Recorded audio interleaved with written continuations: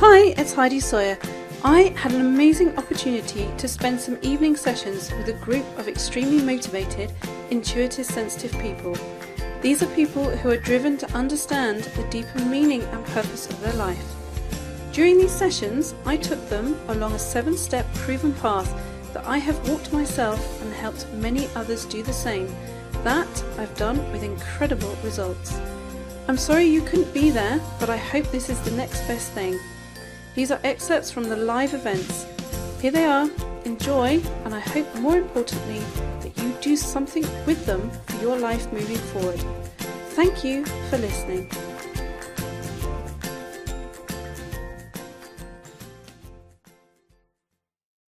The basis of your intuitive nature.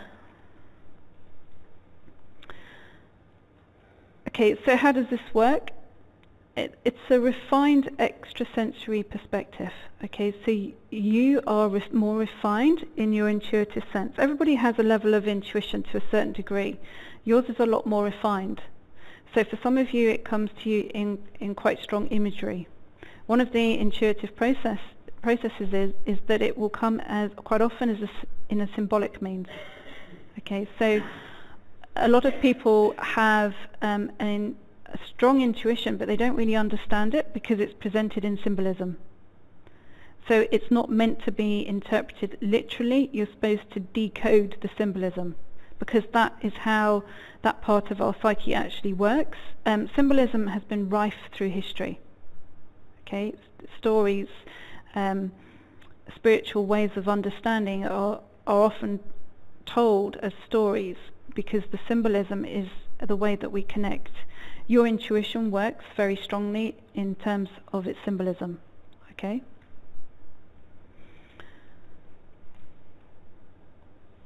So, as I said at the beginning, your main issues will be linked to nurturance. So when you're looking at something that's blocking you in life, I can pretty much guarantee you it will be stripped down. It can be stripped down to an inner nurturance scenario, where part of you feels separated from another part of you that leaves a gap. Okay? And that gap creates a scenario where you can't see beyond it, and it feels like something is blocked.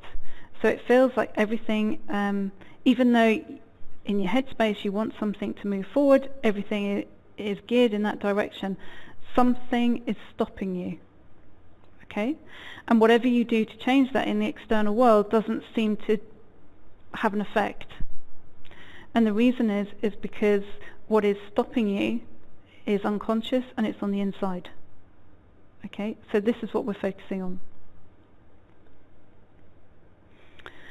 So again, as I said at the beginning, that nurturance thing will be evident in your life as either as an early life experience, or it's part of your unconscious heritage. Okay, so it will be something that has been emotionally inherited through the generations, and there's quite a lot of evidence now to suggest that we do indeed inherit certain things, and they are passed down the generations. Okay, especially things that are associated with protection, okay, or lack of, or how we formulate our defense strategies around that. Okay, so the nurturance gap it's either something that's been very evident in your life, it's something that you're consciously aware of, or it is something that has been passed through the generations that if you scratch it back a bit, you will find it. Okay? So,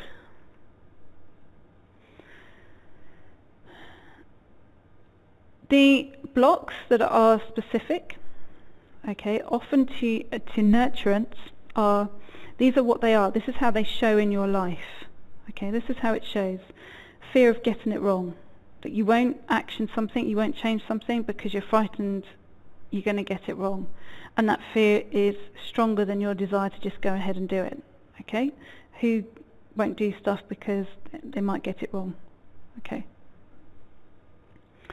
Procrastination if there's a nurturance is an issue, procrastination will become a paralyzing internal fear. So a key one to look at as far as this is concerned, let's say you want to, this is how it works in a sensitive system, okay? I'll use weight because that's an easy one to give you a reference point to. Dieting may work for lots of people, but it doesn't work for an intuitive sensitive, as you probably know. Why? Because it causes too much stress. Okay, so it widens the gap in the nurturance rather than closes the gap. So guess what? When you're supposed to be dieting, that is when you become really defiant and you think up yours, and you've got that stash of chocolate biscuits at the back of the cupboard, or you've got your nose in the fridge and you've wolfed a bar of chocolate before 8 o'clock at night because you just thought, because I can. Okay. But another part of you thinks, well, actually, no, I don't want to, and you don't understand the sabotage. The sabotage, the basis of the sabotage is in the nurturance, because the part of you that's asking to feel nurtured doesn't feel nurtured by dieting. It would feel nurtured by encouragement, but it wouldn't feel nurtured by dieting. And it also triggers, if you've, not everyone has this, but some of you will have it, if you have an early foundation of criticism. So let's say you were brought up in an environment where there was a lot of criticism. When it comes to food, you are seriously going to rebel, okay? Especially around chocolate. And the reason for that is it's the serotonin, and it's a defiance thing, it's a rebellion, I'm going to eat it anyway, and you're not here to criticize me, so there. Okay? That's why it goes from a whole bar, starts off as a whole bar in beginning of the evening, and it's sort of magically disappeared in bits through the evening from the fridge. Okay? Because it gets linked in how you see things as far as nurturance is concerned. So, quite honestly, if you want to lose weight, don't bother dieting, increase the nurturance, and you will soon find that it comes off. Okay? It came off me that way. Well, a lot of it did. It's not all there yet. So, procrastination, if there is a big nurturance thing trying to communicate to your everyday worlds, that will feel like a paralyzing internal fear. Okay? Who feels that they have that as an experience? Okay. Nurturance issues will also show in the fact that you are very action orientated, but not for yourself. Okay? Great for others. Magical as far as other people are concerned, but you're not very good at it for you. Okay? Again, it's a gap and it's a nurturance issue. Overwhelm, you know how that has affected you. You may have found that over the years, especially if you've been very focused on developing your internal world, that the overwhelm has lessened considerably. What used to bother you for a long period of time now bothers you for a shorter period of time. You can let go of things quicker. They bother you for shorter periods of time. That means that definitely in that area you've narrowed the gap. Okay, does that make sense? The nurturance issue will also show as the fear of commitment as a fear of containment. Okay, so committing yourself to something you will be very iffy on until the last moment. And you'll be very iffy on it because there's a possibility that you've made the wrong decision, so we go back to that, or that there is a chance that you're going to be contained and there will be no exit route. Okay, so it's not a fear of commitment as such. You're not commitment phobe, because it actually shows as a fear of containment if you then have a look at it more closely. Okay? You will always be asking what your options are, your get outs. Okay? That will also show in terms of relationships to a certain degree. Okay? So for some people that is unconscious, and it would maybe show in your external world as meeting people who are commitment phobic, or that they are kind of mysteriously avoidant, but somehow it's very attractive. Okay? Does that make sense? And that mysterious level of avoidance will be very attractive because you can feel that you won't be contained. Okay? But it will then unleash the nurturance desire in you, and then you might become a bit clingy. Okay? So therefore, over a period of time, if that has been a cycle, you're worried about becoming over clingy, so you don't bother with going towards relationships because you don't want the clingy thing, and you don't want to be bothered with having to go to and fro as far as the going towards it and having to pull away from it is concerned. Okay? Familiar for anybody? Okay. So, trouble with asking for help. Okay, massive issue as far as that's concerned, but no problem at all with giving it.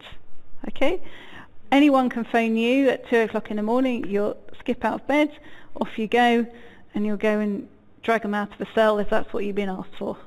Okay, people know that you are a great person to phone up in a crisis.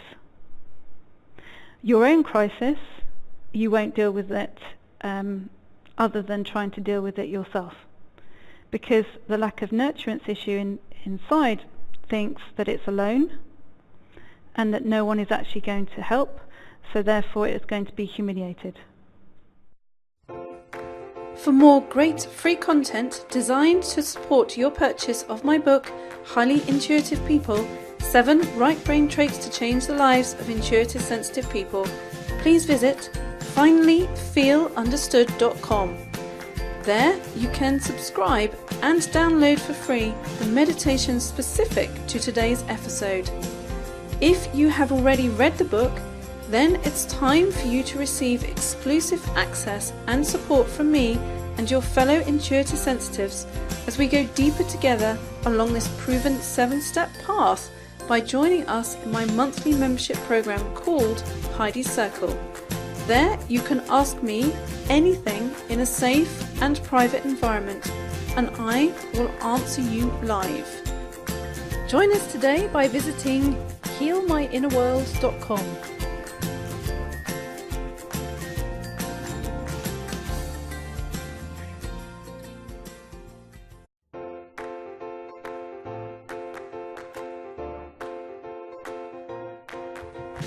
Hi, it's Heidi Sawyer.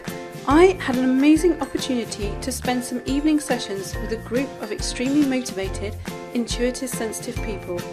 These are people who are driven to understand the deeper meaning and purpose of their life.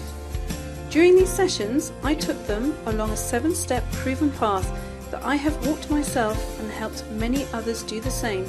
That I've done very strongly in terms of its symbolism. Okay?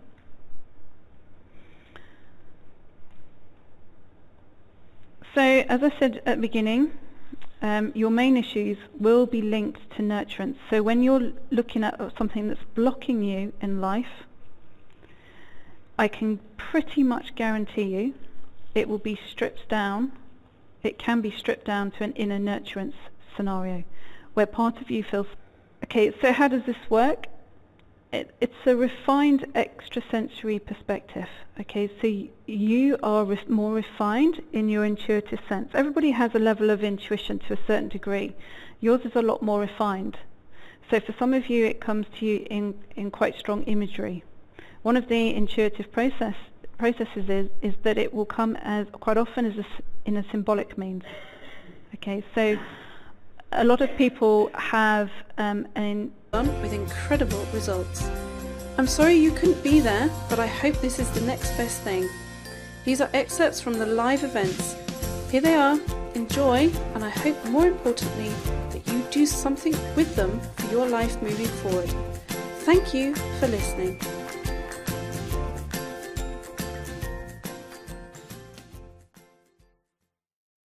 The basis of your intuitive nature, a strong intuition, but they don't really understand it because it's presented in symbolism. So it's not meant to be interpreted literally. You're supposed to decode the symbolism, because that is how that part of our psyche actually works. Symbolism has been rife through history. Okay, stories, spiritual ways of understanding are often told as stories because the symbolism is the way that we connect. Your intuition works